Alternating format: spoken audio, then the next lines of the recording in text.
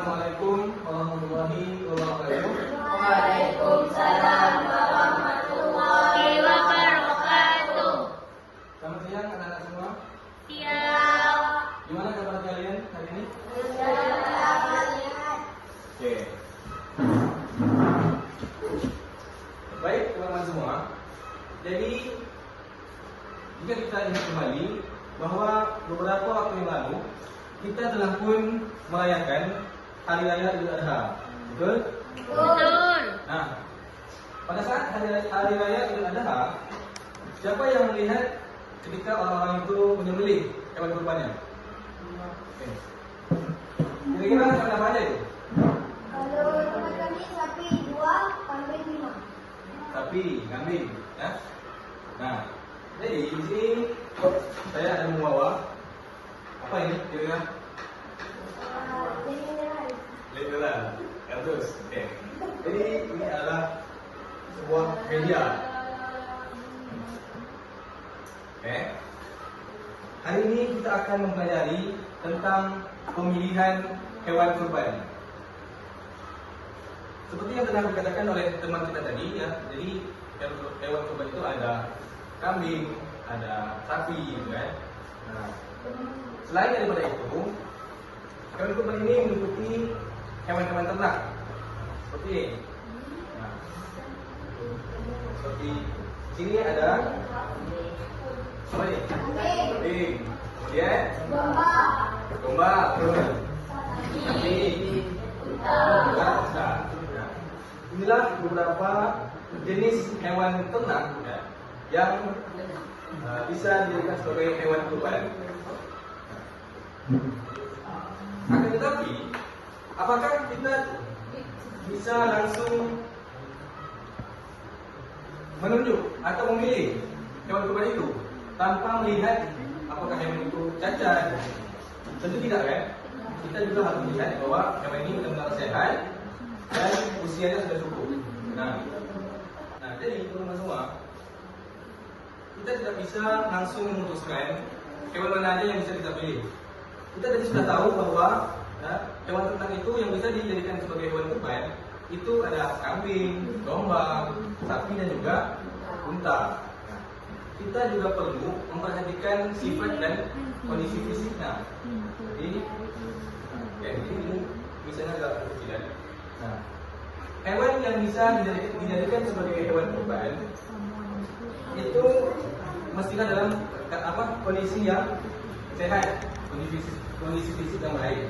Matanya tidak buta, kemudian telinganya tidak terpotong, kakinya tidak patah. Di sini juga ada ekornya tidak terpotong, serta hewan ini tidak memiliki cacat seperti itu. Nah, kemudian setelah sifat dan kondisi fisik, sini ada usia hewan kurban. Usia minimal hewan yang boleh dijadikan sebagai hewan kurban. Nah,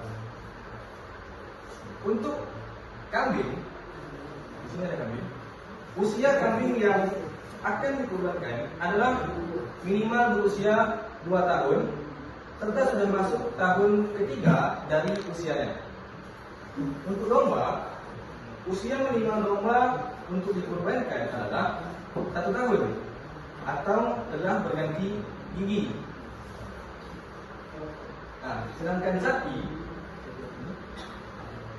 atau kerbau itu usia minimalnya bisa dijadikan sebagai hewan kurban saat sapi tersebut berusia 3 tahun atau sudah masuk tahun ketiga dari usianya. Yang terakhir ada unta. Unta ini minimalnya adalah saat dia berusia 5 tahun serta sudah atau sedang masuk ke tahun ke-6 dari usianya.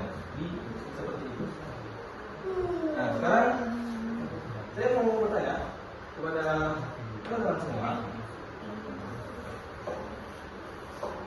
hewan kurban yang seperti apa yang kiranya tidak boleh kita jadikan sebagai hewan kurban? Cacat. Ya, lagi. Betul.